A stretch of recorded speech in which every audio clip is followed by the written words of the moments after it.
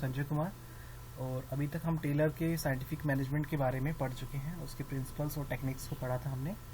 आज हम पढ़ने जा रहे हैं फ्यूल्स के प्रिंसिपल और जनरल मैनेजमेंट के बारे में, ठीक है, जिसमें सबसे पहले आता है डिवीजन ऑफ वर्क। ठीक है, तो डिवीजन ऑफ वर्क के बारे में हम देखते हैं एक बार।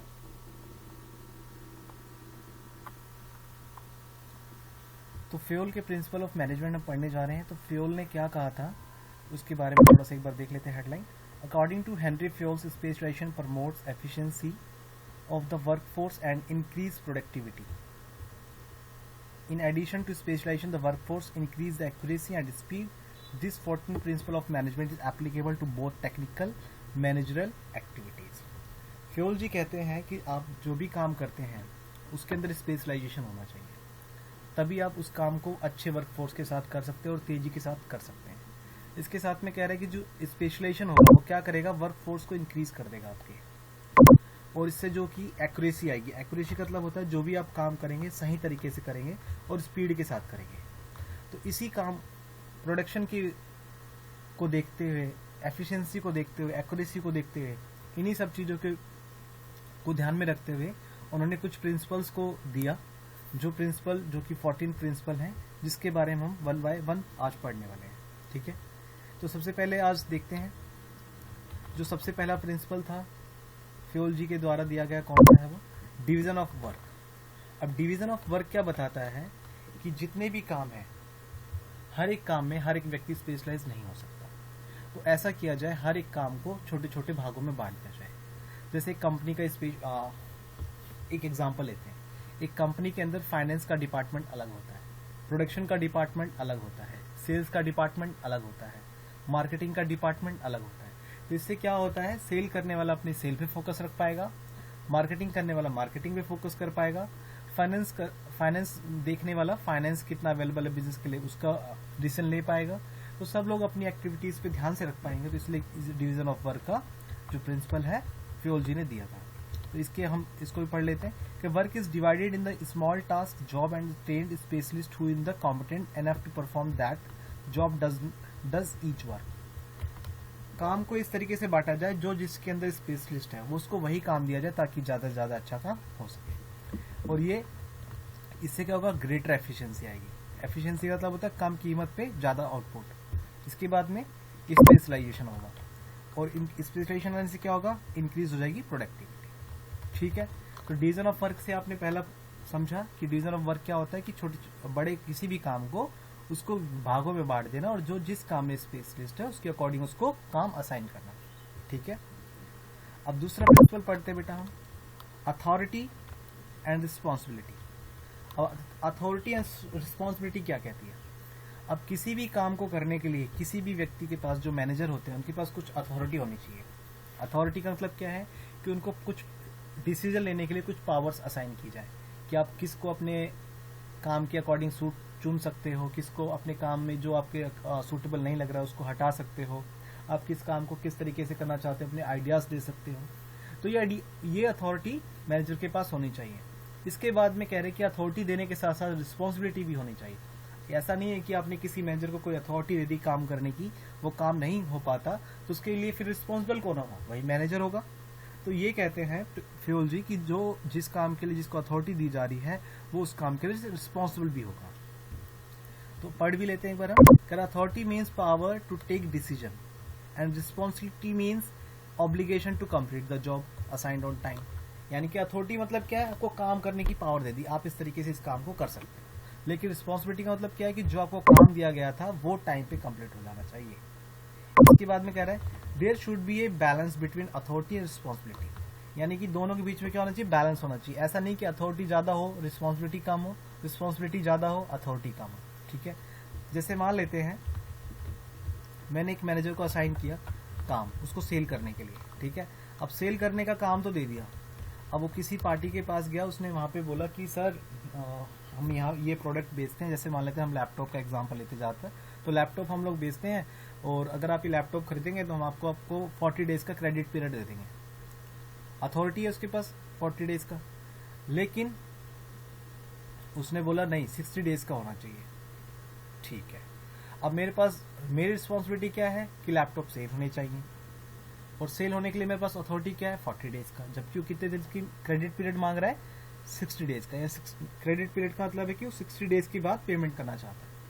तो मैंने बोला सर मेरे पास तो अथॉरिटी सिर्फ 40 डेज की है, लेकिन रिस्पॉन्सिबिलिटी मेरी किस चीज़ की है, लैपटॉप सेल होना चाहिए। तो मैं इसको क्या कर सकता हूँ, आगे डिस्कस करता हूँ। अगर मेरे को इस चीज़ की अथॉरिटी मिल जाती है तो फिर मेरी रिस्पॉन्सिबिलिटी क्या है, पूरी हो पाएगी, है ना। अगर मेरे को आगे से परमिशन मिल जाए कि आप 60 डेज जैसा कस्टमर मांग रहा है उतना क्रेडिट पीरियड दे दीजिए, तब मेरी जो टर्म्स है, जो मेरी सेल है वो मीट हो जाएगी। तो मेरा अथॉरिटी और रिस्पॉन्सिबिलिटी दोनों पूरे जाएगी, मैं अपने सेल को भी पूरा फुलफिल कर पाऊंगा। अब डिसिप्लिन, अब किसी भी काम को करने के लिए डिसिप्लिन होना चाहिए। ऐसा नहीं है कि कोई भी व्यक्ति किसी भी लेवल पे हो, कुछ भी अच्छा काम कर रहा है, कुछ गलत काम कर रहा है, उसका रूल्स होना चाहिए। तो कह रहा है is the obedience to organisation rules and employment agreement. हमेशा जब जो भी एम्प्लॉय काम कर रहे हैं वहाँ पे एग्रीमेंट होना चाहिए, रूल्स रेगुलेशन होने चाहिए जिसको फॉलो किया जाए हर किसी के लिए, which are necessary for the working of organisation. Discipline requires good supervisor at all levels. Discipline तभी मेंटेन रहेगा तब आपके पास अच्छे सुपरवाइजर रहेंगे हर लेवल पे चेक करने के लिए। Clean and fair agreement and judicious applicants of penalties. अगर कोई आदमी गलत काम करता है तो उसके लिए वही रूल्स अप्लाई होंगे जो दूसरे के लिए अप्लाई होंगे, ठीक है। जैसे मान लेते हमारे यहाँ पे ऑफिस में हमने एक रूल अप्लाई किया कि ड्रेस कोड होगा, जो ड्रेस कोड पहन के नहीं आएगा उसको अब्सेंट मार्क किया जाएगा। तो ऐसा नहीं है कि एक दिन मैनेजर ने ड्रेस नहीं पहना था तो उसके लिए कोई एक्शन नहीं लिएगा, लेकिन एक छोटा एम्प्लॉय जो दूसरे नीचे पोस्ट पे था उसने ड्रेस एक दिन नहीं वियर किया तो उसको पनिश किया गया। तो ऐसा नहीं होना चाहिए। तो जो एग्रीमेंट्स है सबके लिए सेम होने चाहिए। Unity of command. Unity of command का मतलब होता है कि एक आदमी को काम करने के लिए एक आदमी से ही ऑर्डर मिलने चाहिए, ठीक है। यानी कि जितना भी एम्प्लॉय काम कर रहे हैं, जैसे मान लो 10 एम्प्लॉय काम कर रहे हैं, उनको जो ऑर्डर देने वाला है अगर 10 आदमी है, अगर 10 अलग अलग लोग हैं तो भी ठीक है। लेकिन ऐसा नहीं है कि 10 लोग जो काम कर रहे हैं उनको 2-4 लोग मिलकर अलग अलग ऑर्डर दें, ठीक है। एक ने बोला कि आपको पैकिंग का काम करना है लैपटॉप का, एक ने बोला आपको इसको गाड़ी में लोड करवाना है, एक ने बोला आपको जी इसको दूसरे डिपार्टमेंट में सेंड करना है। तो ऐसे क्या होगा, यूनिटी ऑफ कमांड नहीं हो पाएगा। तो हेनरी फ्योल जी क्या कहते हैं कि हर एक व्यक्ति के लिए सिर्फ एक ही बॉस होना चाहिए, ठीक है। According to Fayol there should be one and only one boss for every individual employee.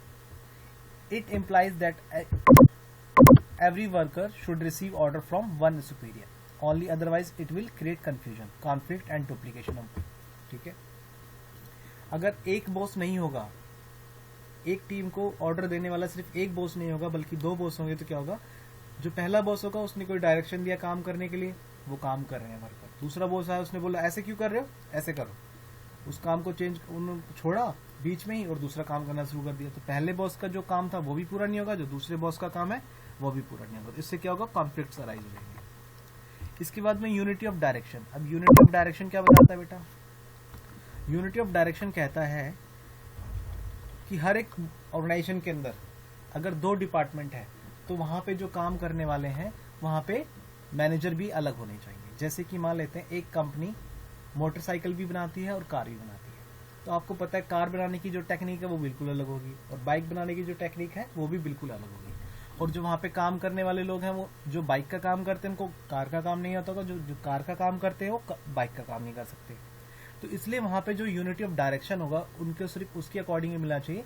जो कार का मैनेजर हो कार प्लांट में काम करने वाले लोगों को डायरेक्शन दे, और जो मोटर बाइक वाला है वो मोटर बाइक प्लांट में काम करने वालों को ही डायरेक्शन दे, ठीक है। जैसे कि इसमें बता भी रखा है, all the units of organisation should move towards the same objective through coordinate and focus effort. Each group of activities having the same objective must one had and one plan. This ensure unity of action and coordination. तो क्या बताता है, हर एक unity के लिए एक ही head plan होना चाहिए, जो यानी कि मैंने मैनेजर का आपको एग्जांपल दिया, एक ही होना चाहिए हर एक यूनिट के लिए, ठीक है। तो this ensure unity of action and coordination. इससे क्या होगा, कोऑर्डिनेशन होगा और एक्शन भी आपका ढंग से होगा, ठीक है। इसके बाद में आपके जो क्वेश्चन में एग्जाम में आ भी सकता है कि difference between unity of command and unity of direction में क्या फर्क होता है। यूनिटी ऑफ कमांड क्या है, तो, हमने सीखा कि एक आदमी के लिए सिर्फ एक ही बॉस होना चाहिए, ठीक है। लेकिन यूनिटी ऑफ डायरेक्शन क्या है, कि हर एक आदमी को डायरेक्शन देने के लिए एक ही बॉस होना चाहिए। Unity of command refers to a principle of management that state on one should get orders from report to only one boss. Unity of direction क्या बोलता है कि हर एक यूनिट की अलग अलग मैनेजमेंट होने चाहिए. Unit of direction management principle which implies that all the activities with same objective must one head and one plan. अलग हेड अलग प्लान.